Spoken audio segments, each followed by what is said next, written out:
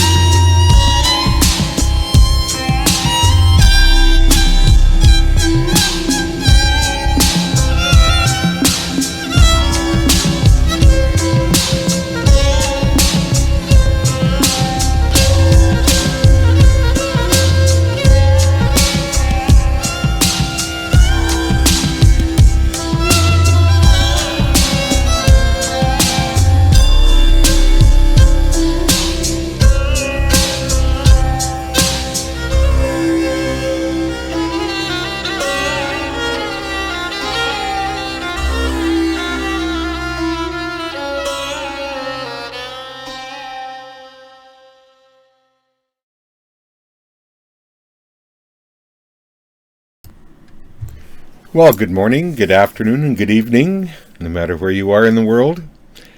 Thank you for coming to the webinar. And tonight, I want to talk about spiritual sovereignty. We all have this sovereignty in our own spirit, in the sense that we own our own reality, and in that our own reality, we are sovereign in that. And there's an inner and outer aspect of this sovereignty that I want to talk about tonight. And we can look at it in a way that, like valuing your vibration, you want to also take care of your own sovereignty as a being. And there's a lot of stuff talked about these days about challenging that, challenging what is your rights and what isn't your rights, and we need to be able to, within ourselves, start to protect our own self from things. And I'm not saying protect as much as just stand up for yourself as a being. And internally, there's an aspect of this that then bleeds out into the externally, right? So internally, we can begin to take a look at what are we doing inside of us that isn't on the right page, or isn't more so isn't supporting us going to our highest levels, right? When we look at this, we find that we have this ability to go to higher levels and dimensions, but yet we have this other aspect of us that tries to convince us not to, or tries to convince us that we aren't. And again, this is the critic. But also we have a lot of external pressures towards that as well.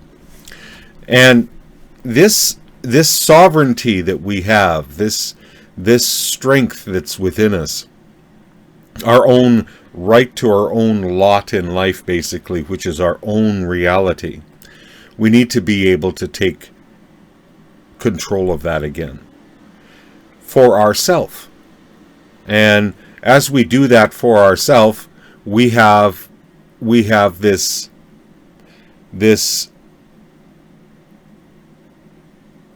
shift in how we perceive things. What's happened in life is that we've become very weakened, in the sense that we'll allow things to happen. We'll allow certain people to infiltrate us, or whatever, or ourselves, our own internal conversations with ourselves. We've become very, very placid, and in that placidness, we don't have our own power anymore. One of my old teachers said that the death of humanity is compromise. And we can compromise ourselves right into non-existence, that there's no power left within us at all anymore. Now, I don't know why my camera's flashing into different colors, like, orange and green, but, it must be a psychedelic trip today. Funny things go on, don't they? So this sovereignty that we have, that we can start to develop inside of ourselves, is just the right to say yes and no. No, I don't like that. Thank you very much. Yes, I like that. But this goes on externally as well as it does internally. Internally, we have ideas that pop up, and we need to be able to say, no, that's okay. I'll stay here going this way. Because these internal aspects of ourselves are only being reflected on the outside to us as well. So we have this funny, situation or problem that's happening in the external world that we're seeing, and it is, we all hear that it's a reflection of ourself on the inside. And yes, when we start changing this inside, and we start standing for ourself inside, to our own thoughts, and to, we've all experienced that, where we'll have certain thoughts that come in, or certain ideas, and then we have a counter idea, and then we have another counter idea. And again, this is the root of this is the critic, right? But we need to be able to stand for our own self, our own sovereignty inside, and say, no, this is my spiritual journey, and this is where I'm going. There's a whole bunch of things that can pop up for people, and I can't even guess, unless I work with somebody specifically. But the idea that we can start to gain our own sense of a straight path, that we start to get a feeling of our spirituality, who we are, and we start moving down this path, and we have the right to say no to other things that are internal to us. There's a meditation that they used to do, and it was called the Falling Rock, and where you would imagine a rock inside your mind, and you got really, really small, and you climbed on that rock, and the destination of that rock falling would be at the bottom of your stomach, bottom of your belly button area, and that would be peace, right? And you would allow this rock to drop in your mind, and you would just ride the rock all the way down. Now, as you rode the rock all the way down, there would be counters inside of you that were saying, no, you shouldn't do that, or you're not doing, nothing's happening to me, all of this thing that would be going on inside of us. And when that happened, you were just to stay on the rock and keep with the falling, to this destination down at the bottom of your stomach. As you do that, you train your mind to let go of the counters that come in and counter anything that you do in life, because this representation of the falling rock is also a representation of any goal that you strike out for, because the counters come in and say no. You have to find something within yourself when it comes to your own spiritual evolution that you're not going to waver on no matter what anyone says.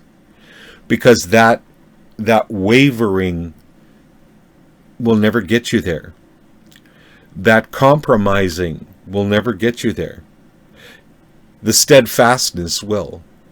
When you focus on what it is and you stay with that focus, no matter what anybody says to you, you just continue on.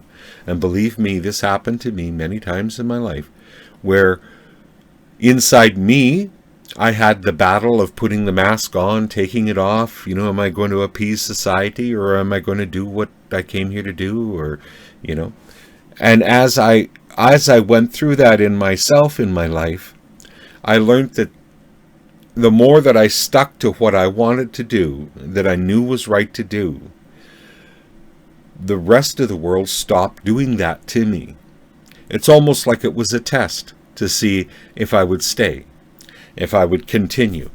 And I want to share that with you because a lot of you are going through that in your own practices or in your own, just your own life, where you feel that this spiritual thing is what you want to do in your life.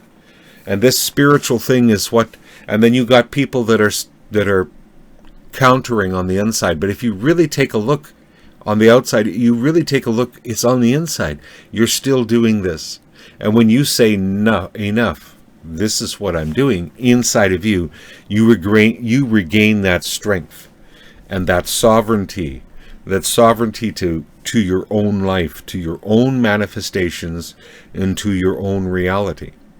So as you strike forward, you clear the path. But we need to clear the path inside of us. We need to clear that path inside of us so that we are true to our own path, and that we can be strong to be strong for others as well. Now, sometimes that's loving things, and other times that's like enough, right? Just because you go enough doesn't mean you're not spiritual, because once you start going into the higher dimensions, that happens automatically. Once you hit 5D, it's very, you don't. Something comes inside of you to trick you, to want you to move away from where it is you want to go. It's very quick. It's no. Or anyone externally coming to you saying, you should do this and you should do that. You listen for a bit and feel. And if it doesn't feel right, you can just say, yeah, okay, yeah, we'll see you later. And you keep going. You keep on your path, because being on your path, being able to step forward, being able to move into what it is that you want, you're not going to get there if you listen to everybody trying to waver you, right? You need to be sovereign. You need to be strong in your own reality. Sovereignty also means that you exercise the law of free will, that you have the right to do what you want to do. You have every right to go on your journey, your own journey, and no one has the right to take you off that journey. And you can also set up protection or whatever you want to do for yourself. But there's nothing like just also saying, this is where I'm going. This is who I am. And I have every right to be that. There's a lot trying to convince us to stay on that created path, and that anything outside of that created path is not normal. Well, we're entering into a time now where this is becoming more normal than this. And there's lots of us outside of that paradigm of the societal hypnosis. And we're out here looking at it going, how did I ever, do that? Why would I do that? Why would I stay on that and feel so limited in what I'm doing when I could have been out here creating, right? And there's more and more of us all the time out here to where this is looking pretty crazy. And that's normal. And because they had the strength and the power to step out and be sovereign in their own right? A sovereign individual, right? That manifests their reality. Yes, it's not a group thing. I've heard that this week as well, about the fact that it's hard to find like minds in the 3D. And yeah, but you find them online, and you can get into groups online. But yes, in the 3D, sometimes that isn't as easy to find. But the thing is that you have to kind of get used to the sovereign path, and that sovereign path sometimes means standing on your own, standing with yourself, and exercising your own power and your own belief, and to do what you know is right. Right? If we all did what we knew was right, I believe that we would have a different world, because we all know the difference between what is right and wrong. And if we did what was right and just walked our own path and stood behind ourselves, it's really nice when somebody stands for you and says, you're this and I'm proud of you, but we need to say that to ourselves too. We need to go inside and be able to say that to ourselves and stand for ourselves and be strong in ourselves. When we do that, the external world starts to change, and there's not so many people up questioning you about what you're doing, and more people that are coming up to you and asking you what it is you are doing and how interesting that is. Because there's a shift that happens when you stand up in your own power, and you stop compromising. And so that's, to me, one aspect of sovereignty, that sovereign spiritual right to be yourself and manifest your own reality. And it starts with an inward thing. It starts with this inward being on your own side and walking through life in that freedom, knowing that your biggest supporter is you. And it has to be. At some point in time, it has to be.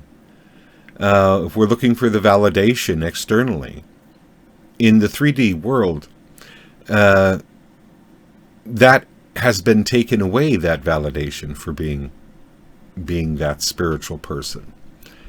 Because they don't want spiritual people, right? They want good workers. And so when you realize that validation is a carrot on a stick that's out in front of you that you'll never get to in the 3D, it's time to cut the string and give it, have your own carrot and walk along and be that freedom and be an example of that freedom to other people. It doesn't mean getting in fights and things like that with other people. It just means that you can turn and manifest your own reality, and that you don't need the acceptance of others to do that. You're in your own sovereign energy. You don't need to tell anybody about your manifestations. You can just manifest, right? A lot of times when we tell people about our manifestations, because we need that validation, we tell people about the manifestation you're doing, that just one eyebrow lift like that can ruin it. Because inside you're going, what did they see? And now you're corrupting your own manifestation. A lot of times, it's best to just keep it to yourself and just go ahead and manifest. See, that's that sovereign ability. That's that sovereign permission you give to yourself to create your own reality. So sovereignty is also being in this sovereign state, the commander of your own ship, is important in moving through these times, because when you move through these times in this state of strength, you clear your own way, you create your own way. You see, you're a bit of an individual in the whole process. Yeah, you could find other people that are like-minded, but again, even with like-minded people, you have to find somebody that's vibrating right at the keynote that you are in order to start sharing your manifestations that you're doing. Because even from some people, they may not like the same manifestations you have, and so there will be that look, there will be that feeling. And if your own acceptance, you're sovereign in your own right, and you're your own acceptance, then you don't need the validation, and you just continue on. And if they ask you, what are you doing? You say, well, I manifest it. I create my own reality. I vibrate in my own vibration, and what I vibrate, I create. And like today, I'm creating all kinds of different colors for myself. I'm green, I'm red, and well, maybe it's time for a poem.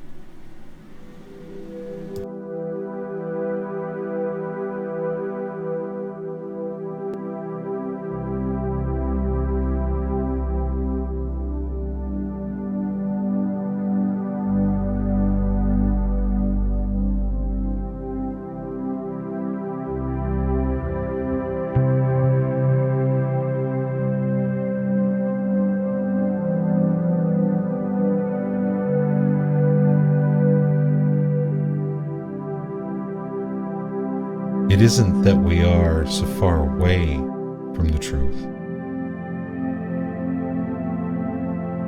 All comes way of Source itself.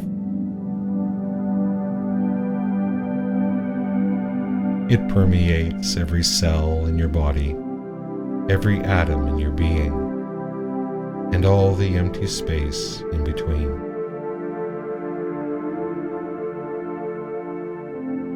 There is nothing but Source in all that you are, in all you see. You cannot get away from Source, even if you tried. So what stops us from being Source, living Source, loving like Source? Nothing but a lie.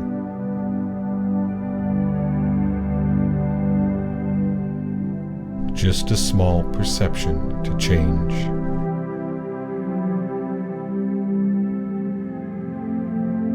Take a deep breath. Breathe in Source. Exhale Source. And awaken your own truth deep inside. There is nowhere to go, no one to become. You're already it. Just minus the lie.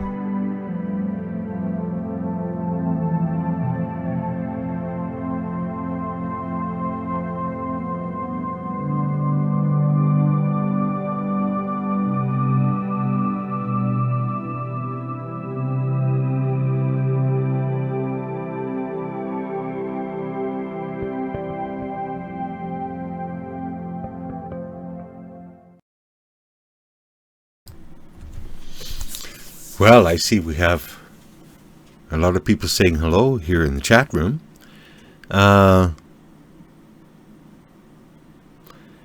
Let's see, do we have any questions?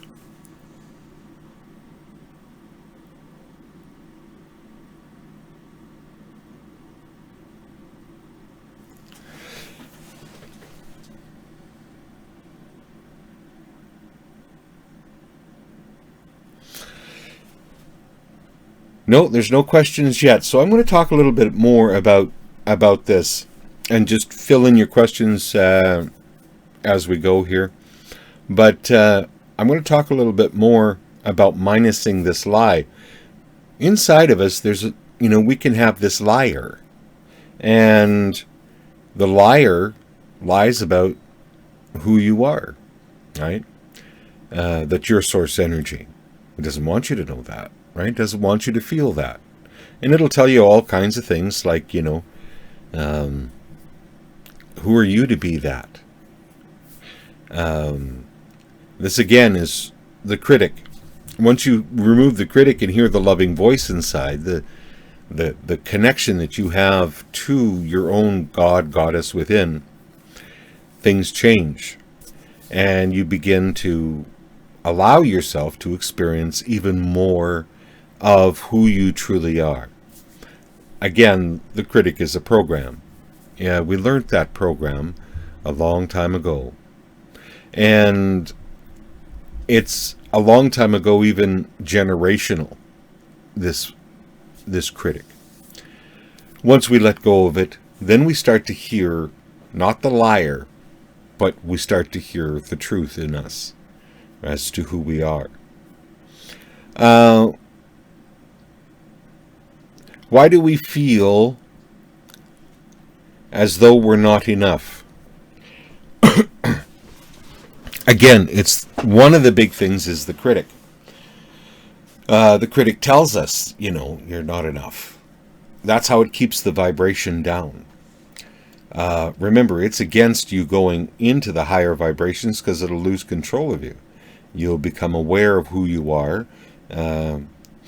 Originally, the critic would have been concerned about what other people would think of you, right? Because we're all supposed to be in this, blinder space,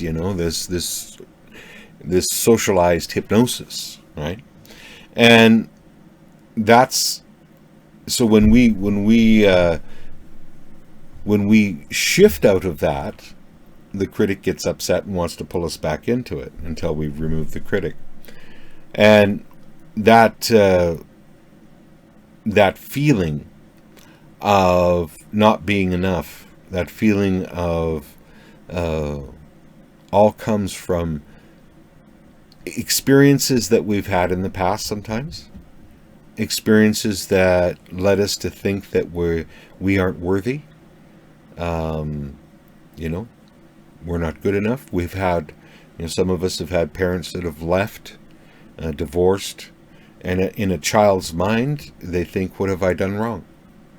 But the biggest what have I done wrong, and meditate on this, is the point in time when you go from being a baby where you could do nothing wrong, right?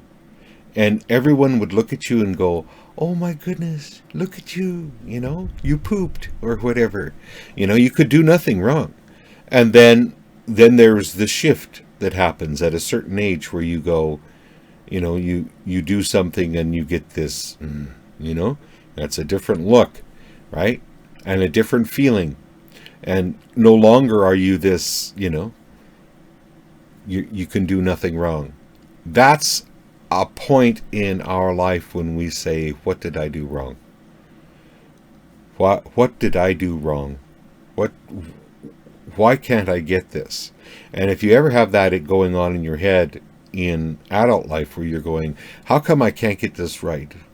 And you feel like almost, really hurt inside, that's an inner aspect of yourself that really got affected by that shift that happened back then, and that we can work with inner child work.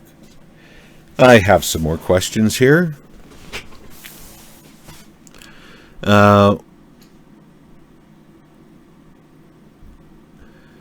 observer. Jessica wants me to talk about the observer.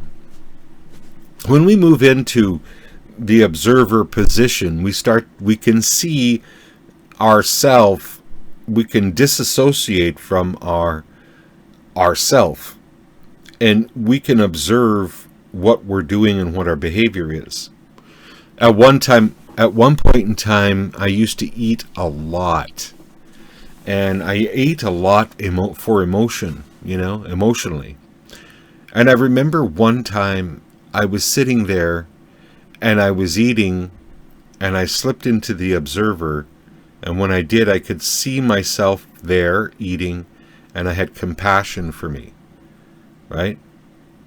And I know, guys aren't supposed to cry or whatever, but I did. I actually started to cry while I was eating because it wasn't about the eating. It wasn't about protecting myself anymore.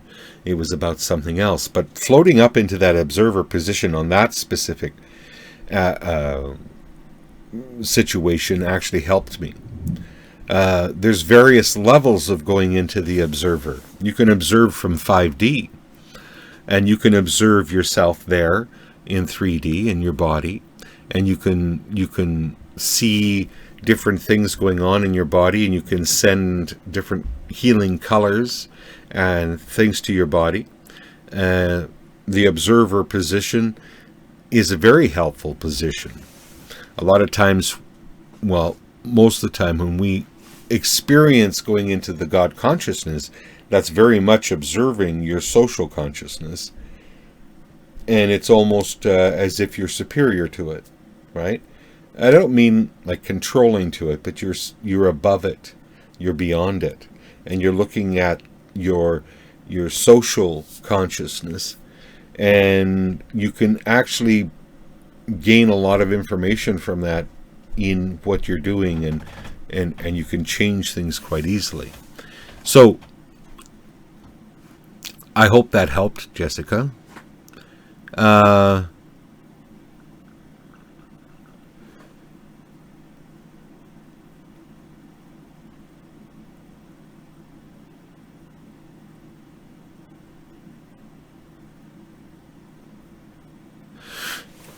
So Kay is asking if we are really sovereign beings. Why did we allow this to be controlled by others for eons of time?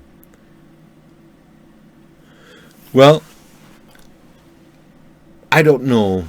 There could be the reason that the only way to truly have this complete experience is to lose it all and then become source again. That's one idea of it. Another one I've experienced and felt is that we couldn't truly have the experience of what it was to be human unless we forgot to remember and remember to forget what it was like to be source itself. That we, in order to truly understand fear, for instance, what the emotion fear is, we had to let go completely any idea that we were these sovereign beings. We had to go through this process to come back out into sovereignty again.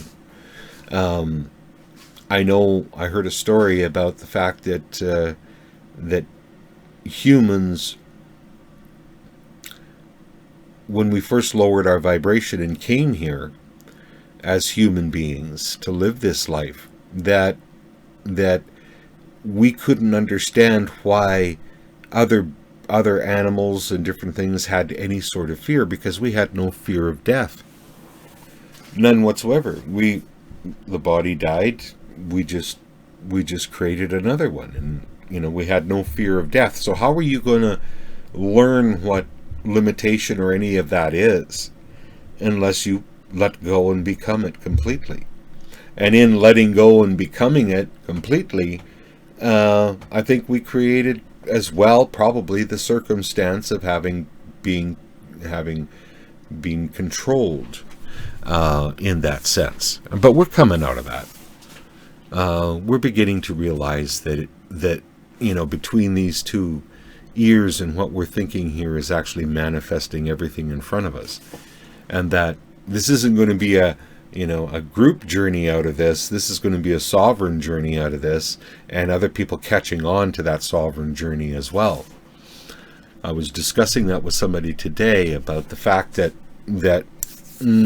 we have this tendency to think there's one reality, when it's really multiple realities, and people are coming into their multiple reality like consciousness again, where each one has an individual reality that they're creating.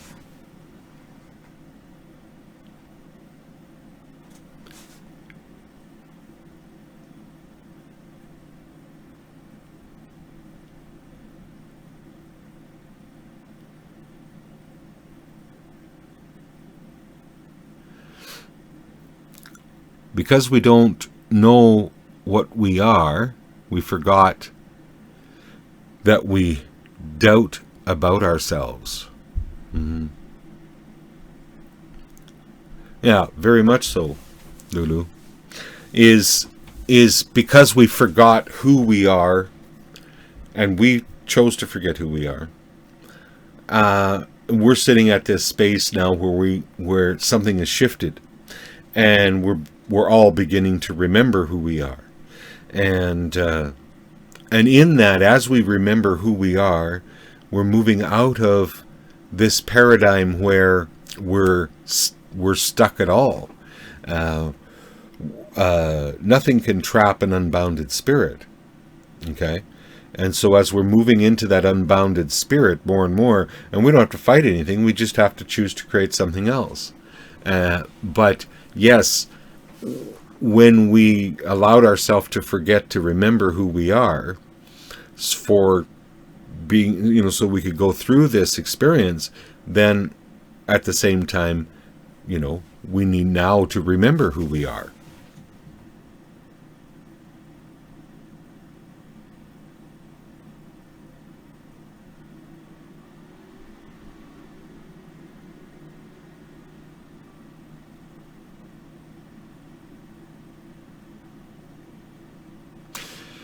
Yeah, Jessica is talking about going into the observer position and removing the emotion. Yeah, you can, definitely, and that's good, and also you need emotion to be able to vibrate at a certain rate and speed to manifest too. So, there's a balance with that, right? More so being in control of the emotion that you allow to be in your body, which I call emotional alchemy.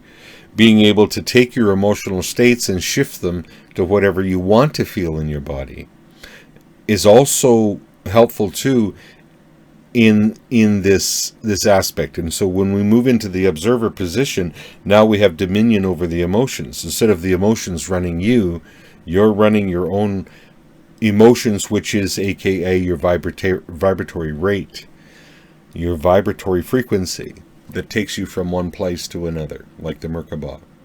So, yeah.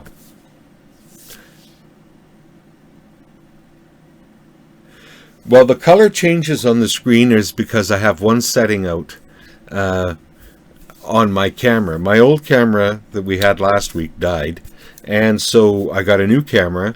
But I think I have something on an automatic adjustment, and it keeps flicking back and forth, and that's all that is, right? And so I'll have to go in and find out what that is and fix it for next week.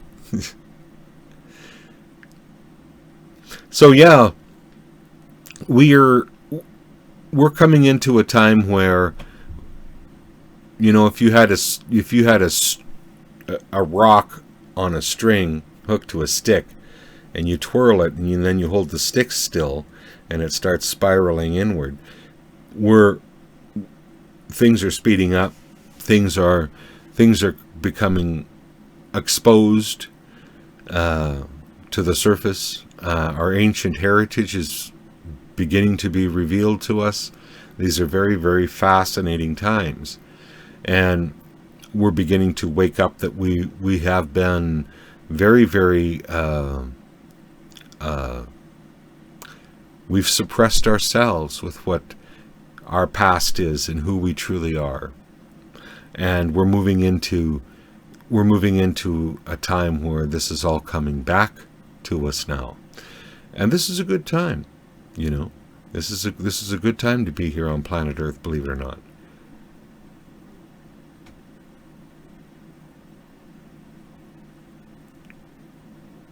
I'm asked here, what is my take on essential oils? You see, I'm going to share my take on essential oils or smells at all, right? If you just sniff and think of fresh baked bread, where do you go? A lot of people say, well, I go to grandma's house, or I go to the house that I used to live in, or I never had fresh baked bread, so it was the bakery, right? But it'll elicit a memory. And essential oils, with me, is I'll smell them and I'll go back to a time, right? So I smell eucalyptus, and boom, I'm back in a place there with the didgeridoos and what, you know, in Australia. And I don't know, it just triggers memories, right? It also, essential oils hold these vibrations. So it's also taking me back in time, but you know, there's also a vibration to essential oils. I still like patchouli, even though that, you know, people don't usually burn it anymore, but I like that for some reason. The vibration of it for me does something for me.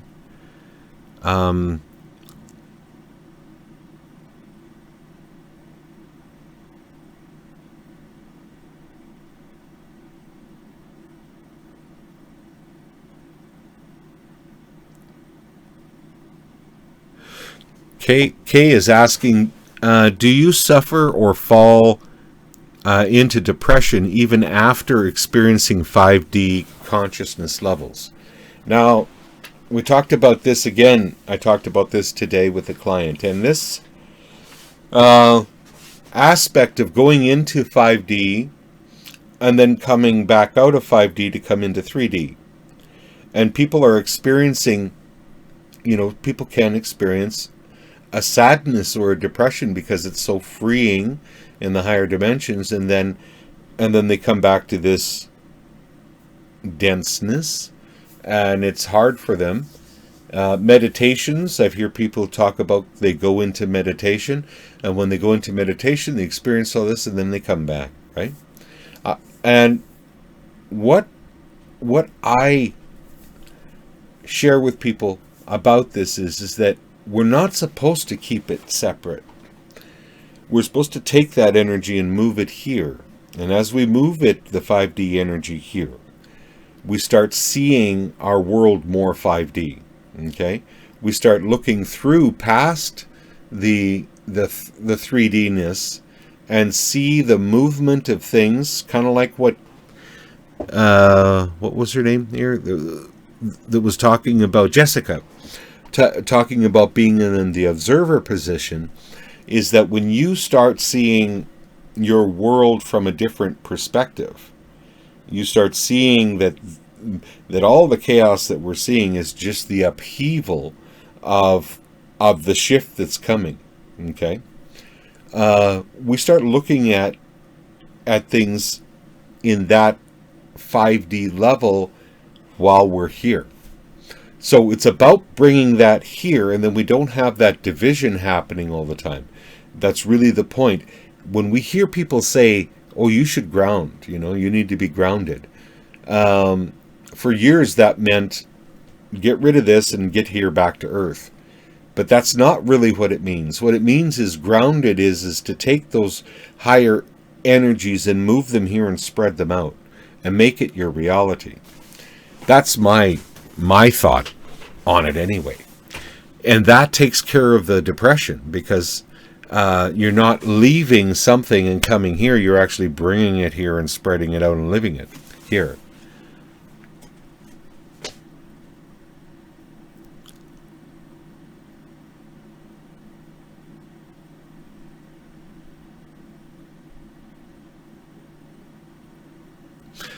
So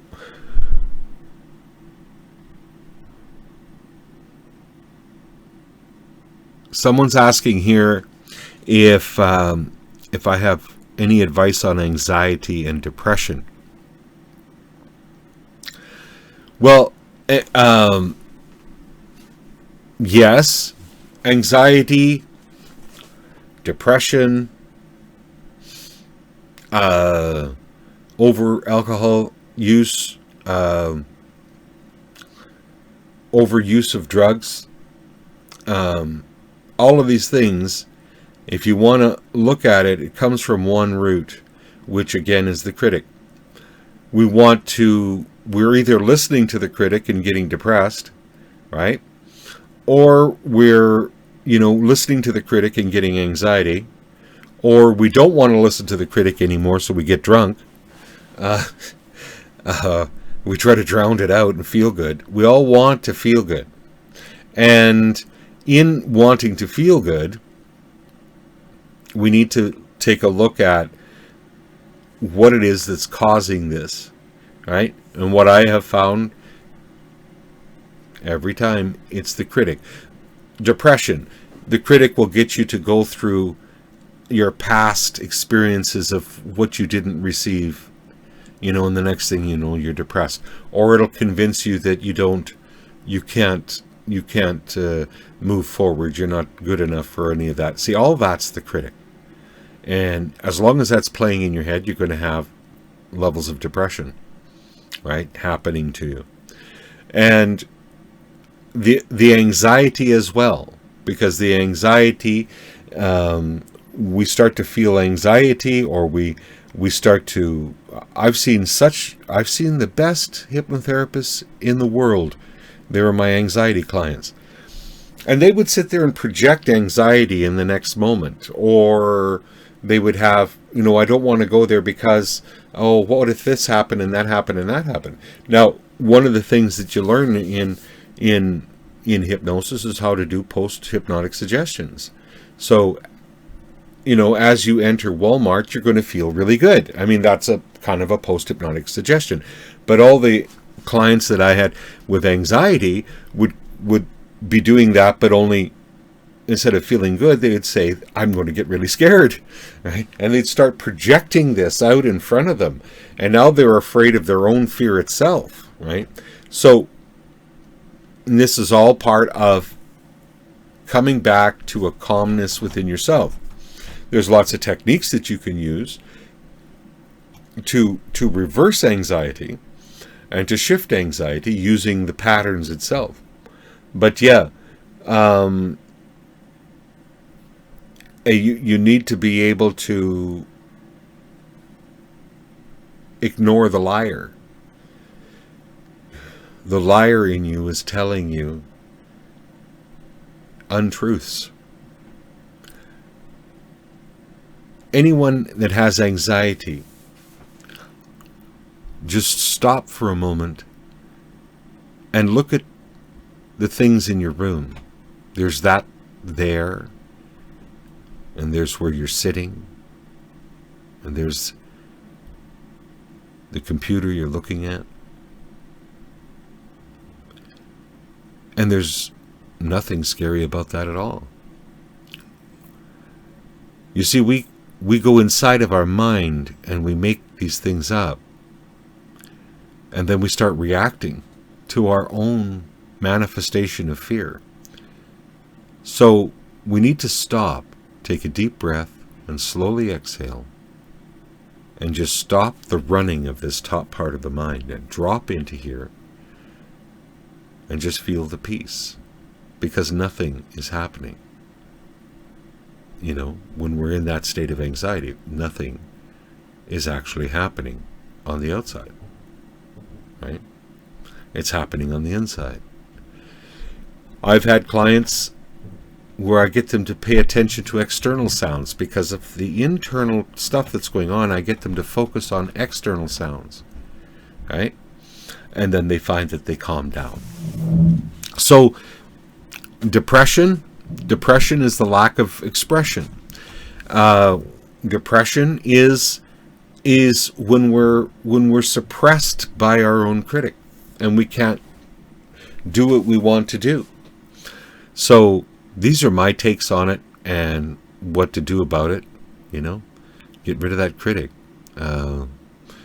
Start to step into your passion, right?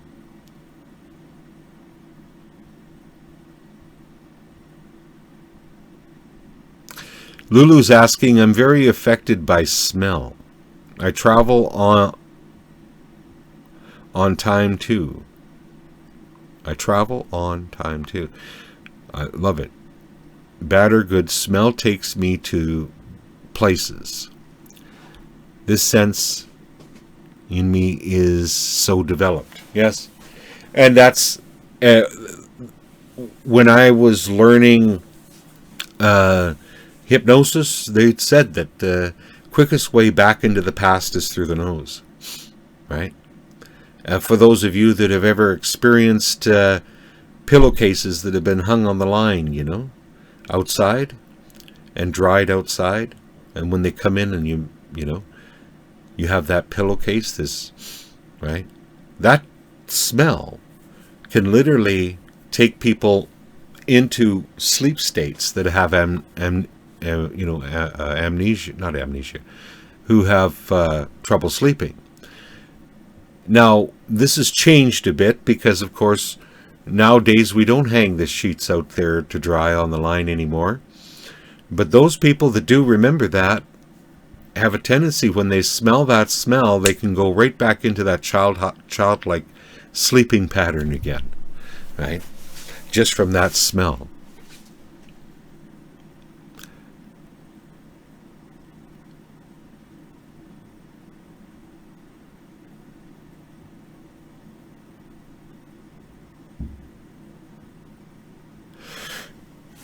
Someone's asking me here if I have any advice for a loved one fighting addiction and bipolar. Well, again, fighting addiction. What happens with addiction is the person wants to feel good. That's why they're doing the things anyway. They want to feel good because the critic is criticizing them. They want to drown that out so that they can feel good and go higher, right? When the critic is removed, then they can go higher, right? On their own, without the whatever it is that they're doing, right? So, and again, what is bipolar, right? Bipolar is we're moving from one emotional state into another emotional state. They used to call it manic depressive, right? So they would go manic, right? Manic and bipolar are quite close together. Now, again, we have these two emotional swings that is happening. So they start feeling good, they're hearing the loving voice inside of them, and then the critic kicks in and they start feeling bad again. And so you have the bipolar, right?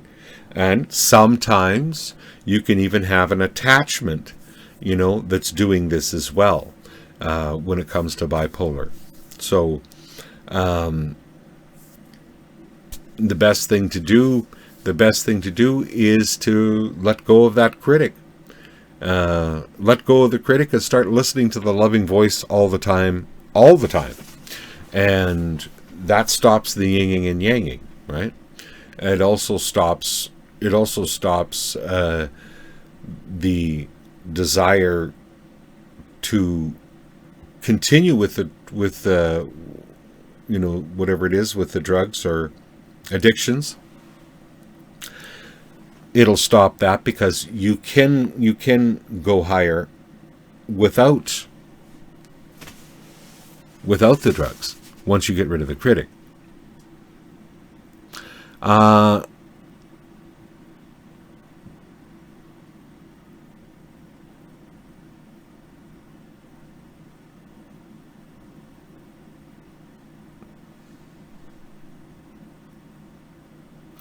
Let's see.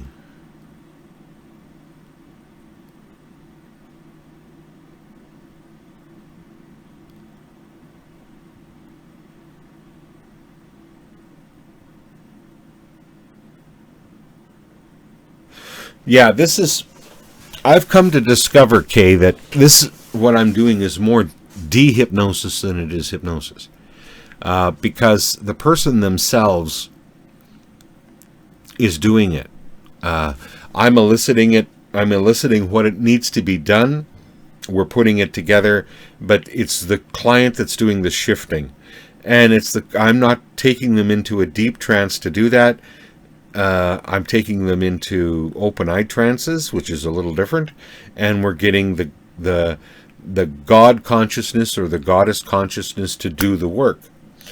Now, here's the explanation: is that before you were born, something built you in the beginning, and it's still looking after you yet today. This aspect of you would help you any way that it possibly could. If it could, if you gave it permission to do so. So one of the things is to give that aspect of you permission more often to assist in the process.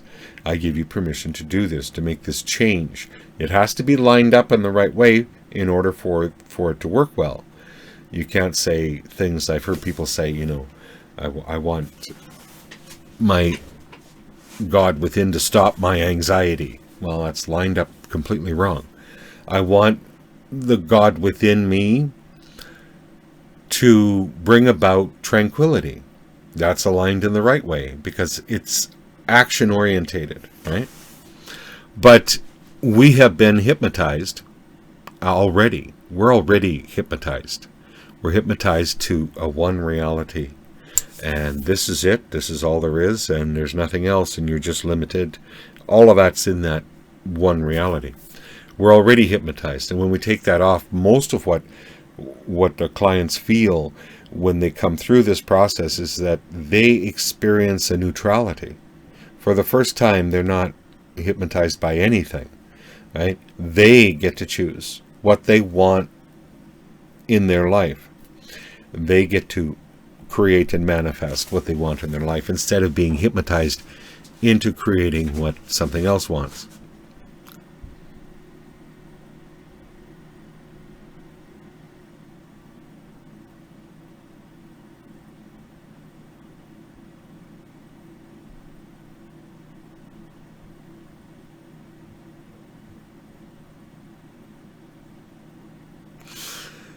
Lisa's asking that she said that her father passed away, and I went through a long grieving process, but found that I began to have lucid dreams, and I'm very intuitive now.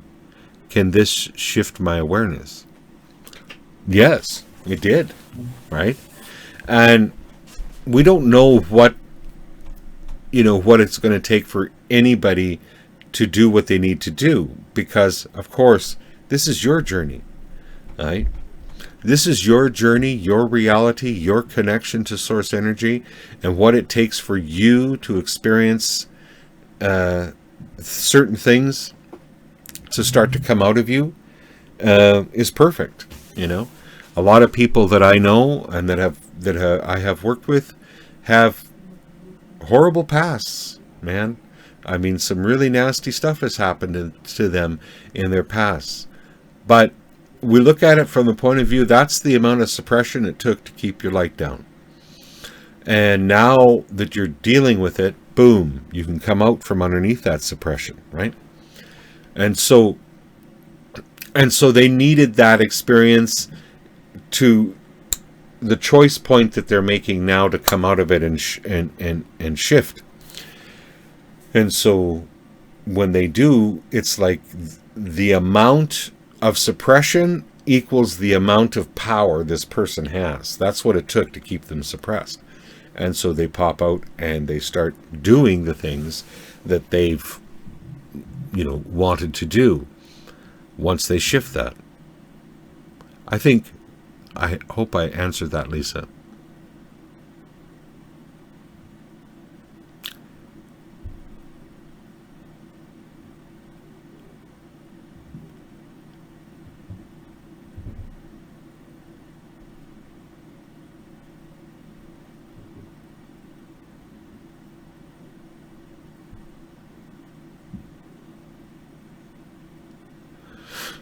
Yeah, that's right, Lulu.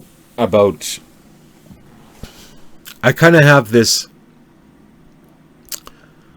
idea that there's so many diagnoses coming out now for mental illness and mental this, mental that, mental. But truthfully, and there will be things prescribed for that, of course, and I mean, it's up to everyone whether they want to do that, go down that route, or not go down that route. But I just find that we lack identity. We lack a strong identity of ourselves.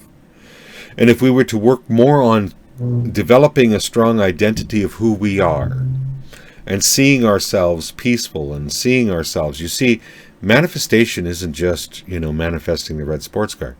Manifestation is about you, because your image of you is what's creating you. And as you start to focus on that in a new way, you start to focus on that, I'm depressed today. Well, if you see yourself happy, and you hold that vision of yourself happy, what will happen to the depression? Oh, well, 9 times out of 10 it goes away. All of a sudden we start associating, just like the smell associates us to a past event, like fresh baked bread. The visual and the experience of the emotional out in the future will trigger a happy moment, and we start shifting that way as well. So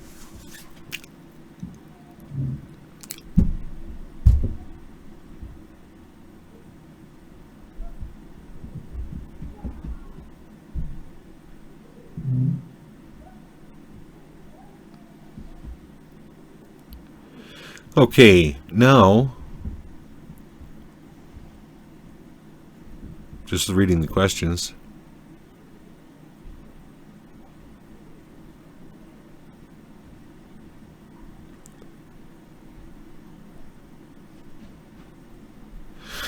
Any other questions? If not, then, it's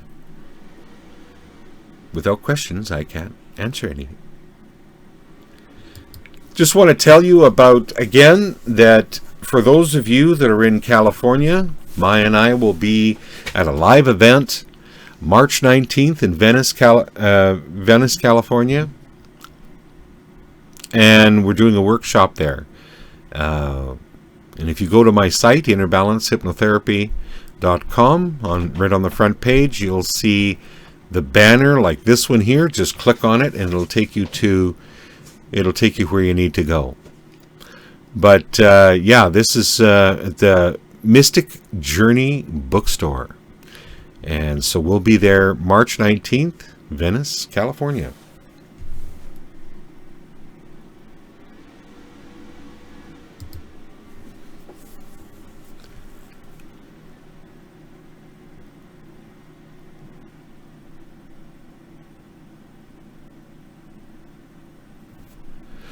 So there was a question here about the implants, and now what?